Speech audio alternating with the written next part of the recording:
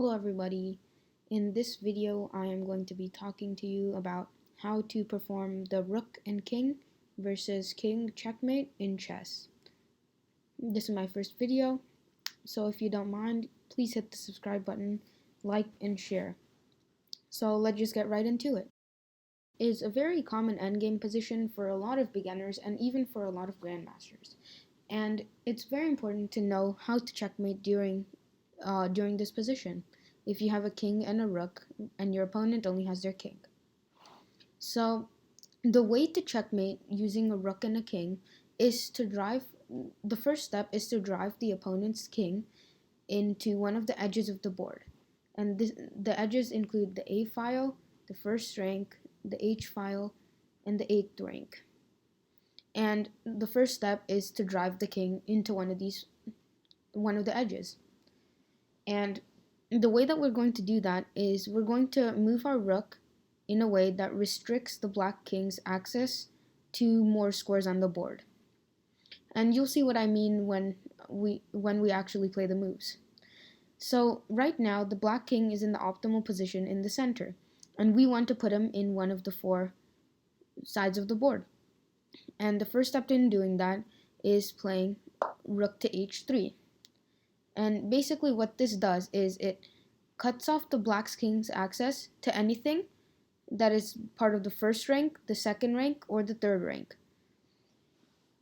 The next step is bringing your king closer and pushing the black king further back. But right now it's black to move.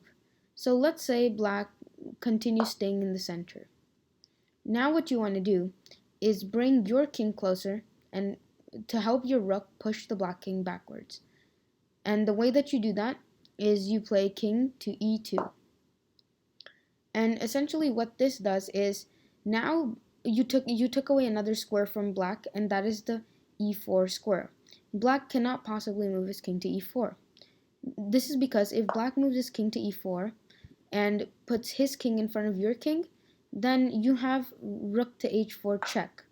And as you can see, your king takes away these 3 very important squares away from the black king. And your rook is checking the black king right now, and is also covering the entire 4th rank. And what this does is it forces the black king to move backwards, taking away even more space from the black king. Now instead of the rook controlling only the 3rd rank, the black king can't even come to the 4th rank. So let's say he doesn't go king to e4. Let's say he goes king to c4. Well, the goal is that you want to end up in a position where his king is in front of your king, so that you can deliver your check and cause his king to go further towards one side of the board.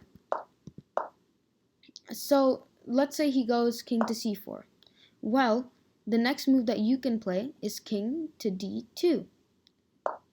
And basically what this does is it again takes away yet another square from the black king. And just as a side note, if black goes back at all, then if black goes back in any case, you always bring your rook up to take away another file from the black king. So as of right now, you moved your king over and took away the d4 square for the same reason, because now if king here, then you have rook to h4 check. And what that does is it causes the king to move further back to the 8th rank. And that is the goal, to get the king onto the 8th rank. So anyway, now let's say he doesn't go to d4 or to any of these 3 back squares. Let's say he goes king to b4. Then you have to chase him down yet again.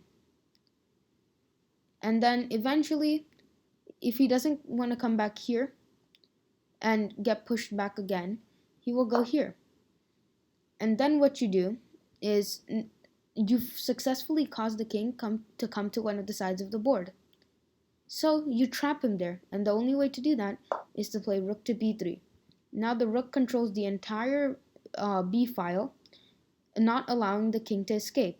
Now the black king only has these 5 squares available to him.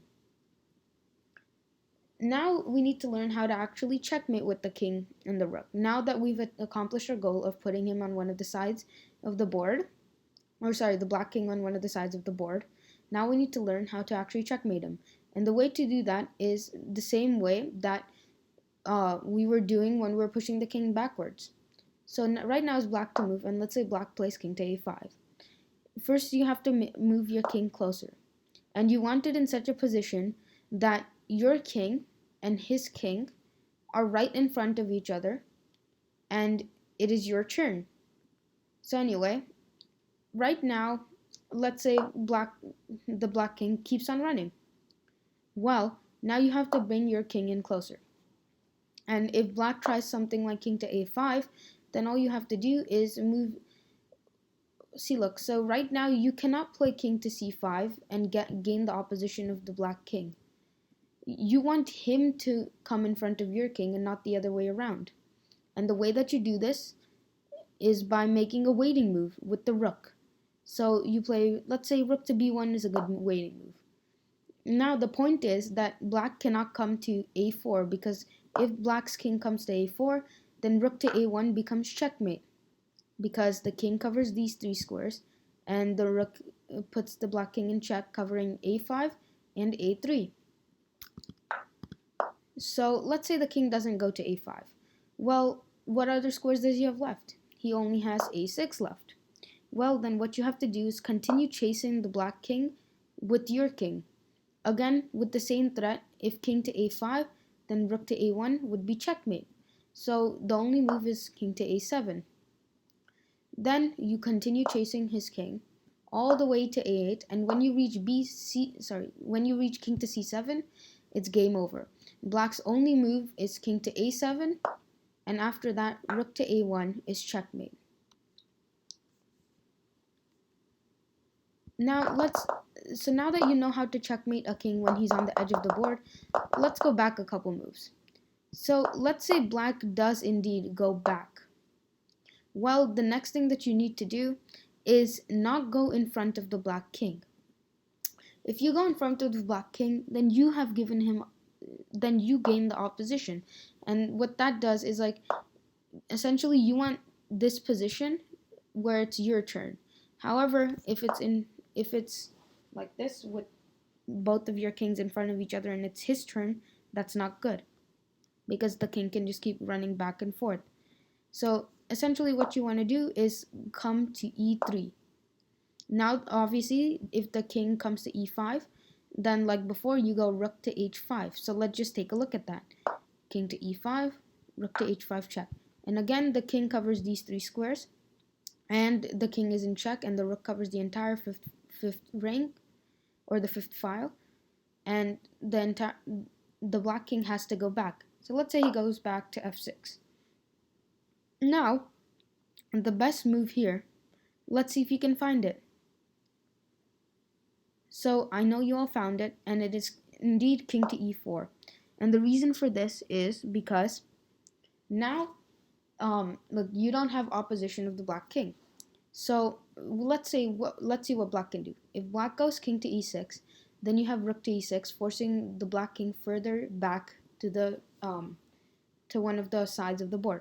So let's say black attacks your rook. Well, you don't have to move your rook back or forth.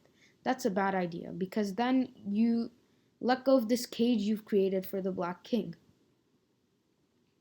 Instead, you go across the file. And now the black king has to move again. So let's just say he goes here.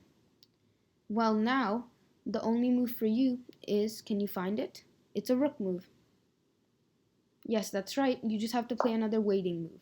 And the reason for this is because if you try to go king to f4, then the black king can continue running away from your king. And if you keep trying to like gain opposition, it never works, because you want it to be like this with your turn, so that you can play rook to a6 check and cause the king to go further back. So in this position, instead of king to f4, you play another waiting move, so that it's black's turn. So again, if black goes to e6, then you have rook to b6 check, causing the king to go back, and you move your king forward again, one step closer and a smaller cage for the black king. So let's say he tries to run away. Well, you just keep chasing the king down like before, and at this point, he either has to go back, or to g6.